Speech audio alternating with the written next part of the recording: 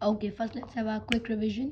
हम लोग ने इसके पैथोजेनेसिस पढ़ी थी, उसमें हम लोग को 4 स्टेजेस थे। सबसे पहले इन्फिल्ट्रेटिव थी। इन्फिल्ट्रेटिव में हमारे पास इन्फिल्ट्रेशन होगी ल्यूकोसाइट्स की, येलोइश या फिर वाइटिश हमारे पास ओपेसिटी नजर आएगी और एपिथेलियल एडिमा नजर आएगी। Then active stage, active stage में स्लगिंग ऑफ होगी, नेक्रोसिस होगी हमारे पास, और यहाँ पे हमारे पास क्या नजर आएगा, वाइट या ग्रेश कॉर्निया नजर आएगा हमारे पास, हेजी कॉर्निया जिसको हम लोग बोलते हैं, सीलरी कंजेशन होगी, और पस हमारे पास नजर आएगा, हाइपोपेन जिसको बोलते हैं इन द एंटीरियर चैम्बर, और अल्सर नजर आएगा। उसके बाद है स्टेज ऑफ रिग्रेशन। रिग्रेशन में हमारे पास एक लाइन ऑफ डिमार्केशन होगी, ये हमारे पास अल्सर और ल्यूकोसाइड्स की लाइन ये बनी हुई होती है, ठीक है। उसके बाद हमारे पास फोर्थ क्या थी, सिस्टराइजेशन स्टेज, जिसमें हमारे पास स्कारिंग नजर आएगी, ठीक है। उसमें हमारे पास सीलरी कंजेशन वगैरह भी होंगे। तो ये 4 स्टेजेस हम लोगों ने पढ़ ली थी। अब हम आते हैं हमारे पास मैनेजमेंट में, ठीक है। मैनेजमेंट में कि हम लोग, हमारे पास एक केस आता है तो हम लोग उसको कैसे मैनेज करेंगे, हम उसको बोलते हैं मैनेजमेंट। और ट्रीटमेंट में कि हम उसको ट्रीट कैसे करते हैं, उसकी कंडीशन को बेटर कैसे करते हैं। मैनेजमेंट में क्या होगा, सबसे पहले कि भाई अगर नॉर्मली हम लोग क्या करते हैं, उसको हम लोग एज आउट पेशेंट्स ट्रीट करते हैं, ठीक है। कि भाई आया, हम लोगों ने उसको ट्रीट किया, एंटीबायोटिक वगैरह दिया, उसको चला जान दिया, ठीक है। लेकिन अगर आपके पास एक ही आंख है उसके, उस बंदे के पास, तो उसको आप एडमिट करोगे, ठीक है। तो एडमिट करोगे आप पेशेंट को, इफ़ अगर वो 1 आई पेशेंट है तो।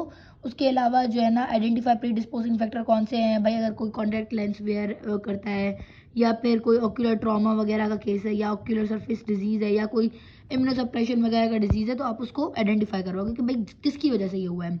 उसके बाद इन्वेस्टिगेशंस में आप क्या करोगे, इन्वेस्टिगेट करोगे कि भाई क्या मसला है। उसके बाद ब्लड सीपी करवाओगे, और ESR, blood sugar, urine test वगैरह करवाओगे, ठीक है। ये नॉर्मली टेस्ट, आप रूटीन टेस्ट करवाओगे। उसके बाद है माइक्रोबियल इन्वेस्टिगेशन कि भाई कौन सा माइक्रोब है, जैसे हम लोगों ने पढ़ा था, उसके रीजंस पढ़े थे, स्टेफ ऑरियस, स्ट्रेप न्यूमोमोरक्स, सीडोमोनास। तो भाई कौन सा है जिसने ये करवाया है, अब वो करवाओगे। ग्राम स्टेनिंग वगैरह करवाओगे, KOH करवाओगे फॉर द फंगल, या फिर कल्चर एंड सेंसिटिविटी टेस्ट करवाओगे, ठीक है।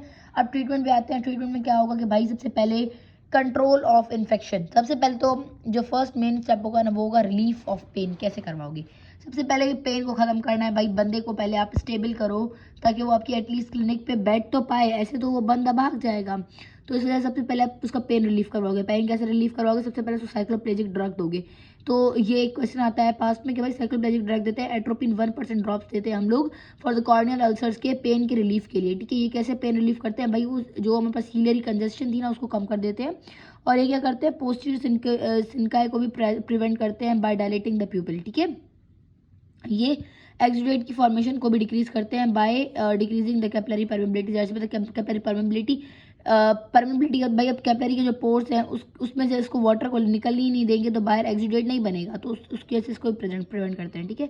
उसके बाद एनाल्जेसिक्स दे देते हैं हम लोग ओरल या इंजेक्शन फॉर्म में। उसके अलावा एंटी ग्लाइकोमा के ड्रग्स देते हैं। लेकिन मेन आप लोगों को याद रखनी है कि कोई भी आप म्योटिक जो है ना नहीं दोगे, म्योटिक एंटी ग्लूकोमा ड्रग नहीं दोगे। आप मोस्टली कौन सी दे सकते हो, बीटा ब्लॉकर दे सकते हो, कार्बोनिक एनहाइड्रेस वाली ड्रग्स आप दे सकते हो। लेकिन pilocarpine is Contra indicated because it can cause ciliary spasm and increase the capillary permeability. तो उसके से एक्सुडेट की फॉर्मेशन इंक्रीज कर सकता है, ठीक है। उसके बाद कंट्रोल ऑफ इन्फेक्शन कैसे करोगे, सबसे पहले एंटीबायोटिक दोगे, टॉपिकल दे सकते हो, या उसकी ऑइंटमेंट दे सकते हो, या सब कंजक्टाइवल इंजेक्शन दे सकते हो, या सिस्टमेटिक एंटीबायोटिक दे सकते हो। अब सबसे पहले टॉपिकल एंटीबायोटिक में जेंटामाइसिन, टोब्रामाइसिन, क्लोरोमेफेनिकोल वगैरह दे सकते हो, मॉक्सीफ्लॉक्सिन दे सकते हो। उसके बाद एंटीबायोटिक दोगे आप, पॉलीफेक्स ऑइंटमेंट जो दोगे वो होगा पॉलीफेक्स होगा, टोब्रामाइसिन, सिप्रोफ्लैक्सिन वगैरह होगा। सब कंजक्टाइवल इंजेक्शन में आप लोग कौन सा, जेंटामाइसिन दे सकते हो, मोस्टली जो आप नियर द लिम्बस इंजेक्ट करते हो। उसके बाद सिस्टमेटिक एंटीबायोटिक, अब हम लोगों ने सबसे पहले पढ़ा था कि कॉर्निया इज एवेस्कुलर, तो भाई हम लोग सिस्टमिक क्यों दे रहे हैं, आप लोग सिस्टमिक तब दोगे, 2 कंडीशंस में आप दोगे। अगर अल्सर जो है ना वो लिम्बस के पास है, और ताकि लिम्बस के पास है तब भी आप सिस्टमेटिक दोगे, बिकॉज हम लोगों ने पढ़ा था limbus is not avascular, it has huge blood supply. तो इस वजह से लिम्बस के पास अगर अल्सर है तो वो फैल सकता है, तो और स्क्लेरा में जा सकता है, तो उसकी वजह से हम लोग तब देंगे। और अगर अल्सर परफोरेटेड है तब भी हम लोग दे सकते हैं, बिकॉज उस वक्त हमारे पास डेंजर होता है कि एंडोफिथेलमाइटिस हो सकती है। उसके बाद अगर हमारे पास डेस्मेटोसील हो गया है, अब डेस्मेटोसील क्या होता है कि भाई हम लोगों ने जब लेयर्स पढ़ी थी तो हम लोगों ने पढ़ा था कि स्ट्रोमा के बाद डेस्मेंट मेम्ब्रेन है।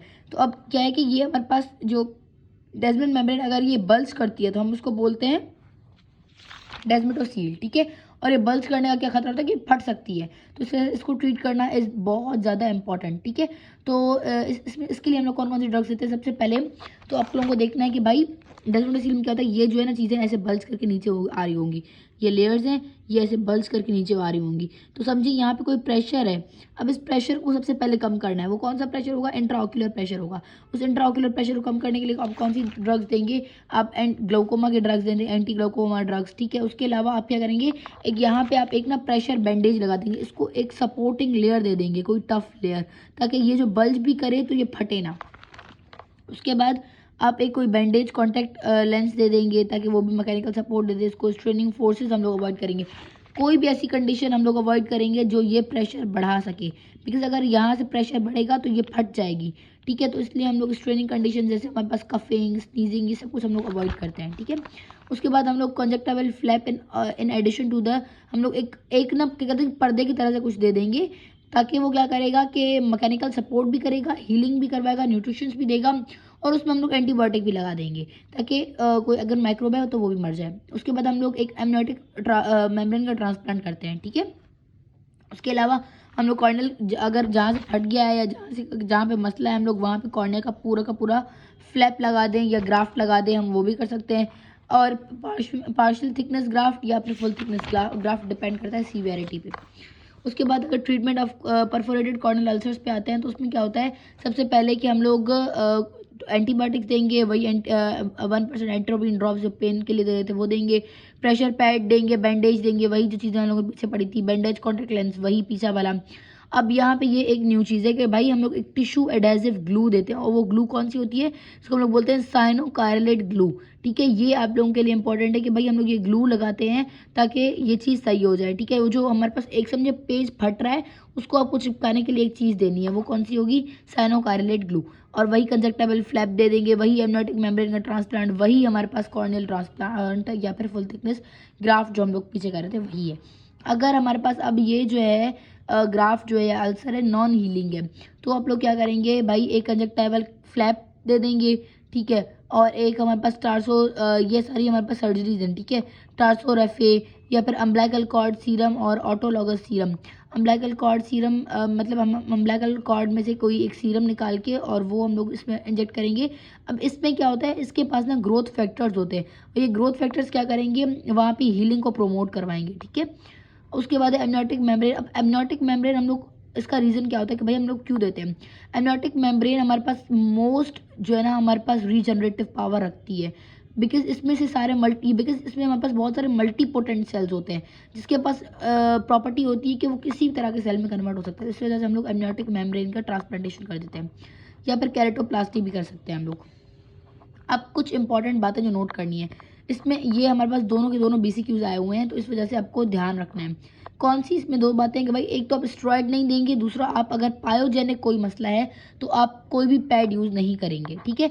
अगर क्योंकि देखिए, अगर कोई एक चीज़ है जिसमें पस बनता जा रहा है और आप क्या करते हैं, कि आप एक पैड लगा देते हो, आप उसको कवर कर देते हो, तो ये पस बनता जाएगा और ये कंडीशन वर्स हो जाएगी, बिकॉज ये पस निकल नहीं पा रहा। कभी भी पस होता है तो आपको उसको निकलने देना है, ताकि वो निकले और जान छूटे आपकी। तो इसलिए आप लोग नहीं लगाओगे, बिकॉज ये क्या करेगा, उसको पस को और जमा करेगा और ग्रोथ करवाएगा वहाँ पे बैक्टीरिया की, बिकॉज ऑफ द स्टेगनेंस, ठीक है। स्टेरॉइड आप क्यों नहीं दोगे, क्योंकि स्टेरॉइड क्या होता है, वो आपके पास हीलिंग के जो काम है उसको वो करता है, बंद करता है, ठीक है। अगर हीलिंग ही बंद हो गई हमारे पास, तो क्या होगा कि हमारे पास परफोरेशन हो जाएगी। तो इसलिए steroid is controversial because of the increasing danger of the perforation, ठीक है।